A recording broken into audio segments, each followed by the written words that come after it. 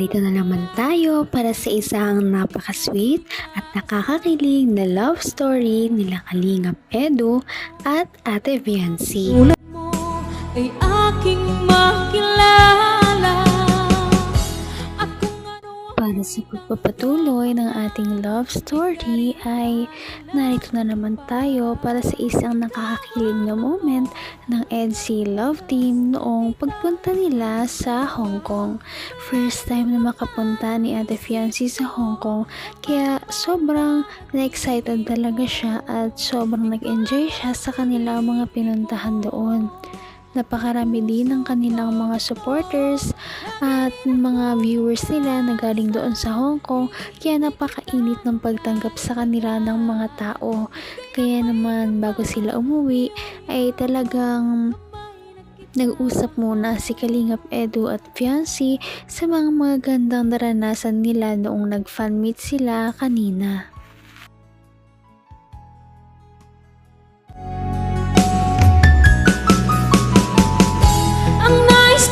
Babait nila. Tama ka, grabe sila, no? Maalaga pati sila. Talagang ano nila ang kalinga.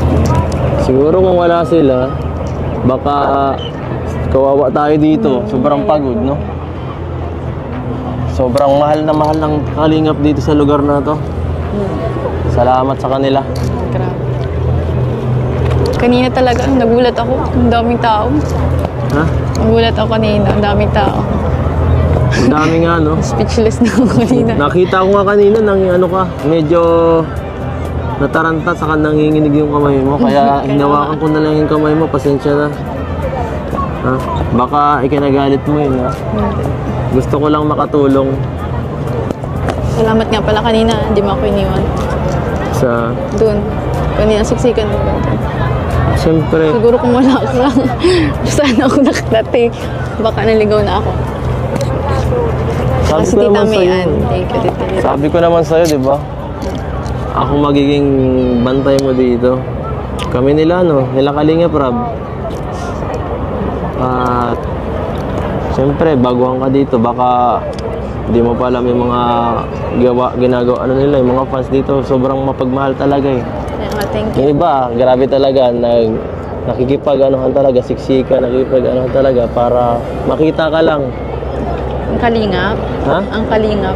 Oo. Kung ano ako'y tanggap mo na, hindi ka rin Deserve din naman talaga ng Kalingap Team ang kanilang mga natatanggap na papuri at pagmamahal galing sa kanilang mga supporters dahil sila din naman ang dahilan kung bakit gumiginhawa ang buhay ng mga tao na kanilang tinutulungan kagaya na ni Ate Viancy.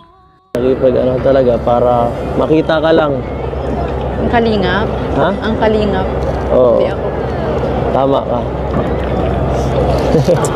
Siya nga pala. Sabi mo kanina napakaganda dito tumira, di ba? Ikaw, balang araw, gusto mo ba dito ano? Mag-abroad? Gusto mo mag-abroad? Oo. Basta kasama ka. Kasama ko.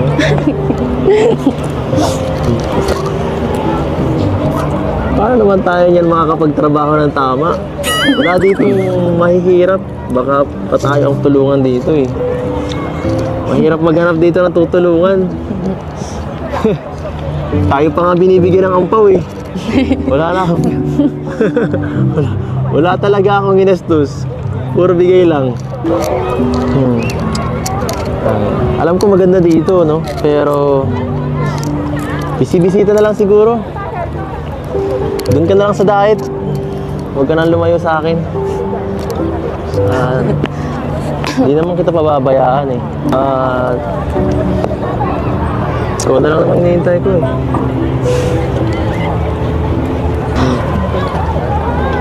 Oo nga, ang tagal na.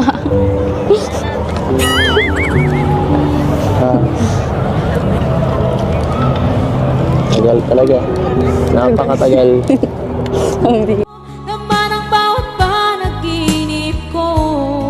Ikaw lang ang Sa sobrang generous o mapagbigay ng kanilang mga supporters sa Hong Kong ay hindi na nga nakagastos ang buong Kalingap Team, lalong-lalo na si Ate Viancy dahil napakarami nang nagbigay sa kanya ng mga sponsor, kaya naman masaya din talaga ang kanilang pagpunta doon sa Hong Kong.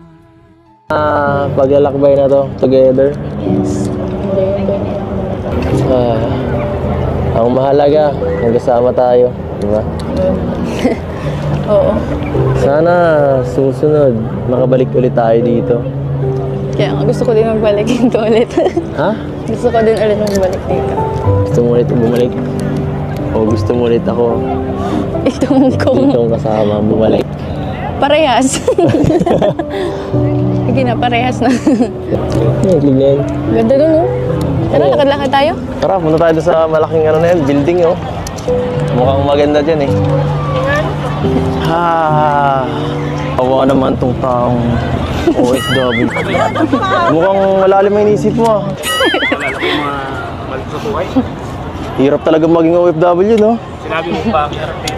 Ang hirap. Mag-isa ka lang. Kung ano pumapasok sa isip ko eh. Pakatatagal lang, Namiss niyo kuya. na po kuya ang pamilya niyo. Pakatatagal lang, kuya. Gusto ko sanang umuwi kaso lang 2 years pa ako bago makauwi. Hintayin ko pa yung Hintay mo pa ang ano mo?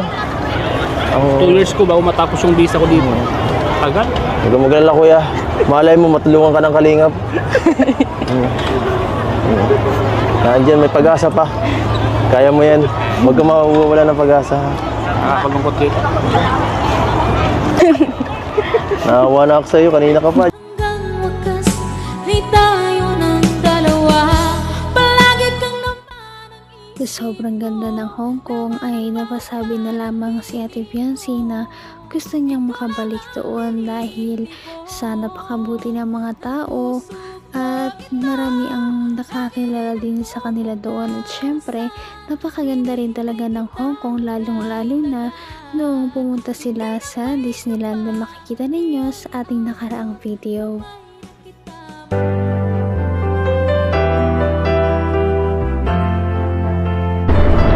Ano masabi mo Seth kanina doon sa ano, fan meeting? Nakakakaba. Grabe nanginig ako dun. Grabe. Iba Nanginig sa ka? feeling. Walang sinabi yun sa Bagyo. Ay, oo, wala yun. Mga Times 10. parang 20% lang yung sa bag. Oo nga eh. Grabe. Solid. Solido. Nakatakas si JJ yung masasabi. Nakatakas ako Hindi sa naka-perform. Pag hawak ang camera, Naka-perform. Ayun guys, kumain po kami. Busog naman po kami guys. Sarap ng pagkain.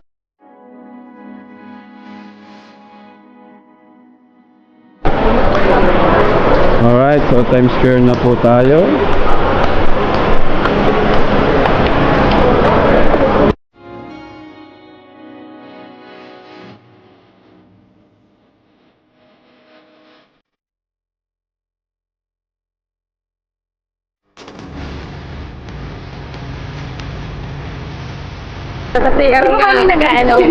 Mga solid po pala. Solid, supporter lang po kami. Talagang mga vlogs niyo po pinag-upload. Mga vlogs. Kilala na si Joy. Kilala Thank namin you si po. Joy, sila Rosa, lahat.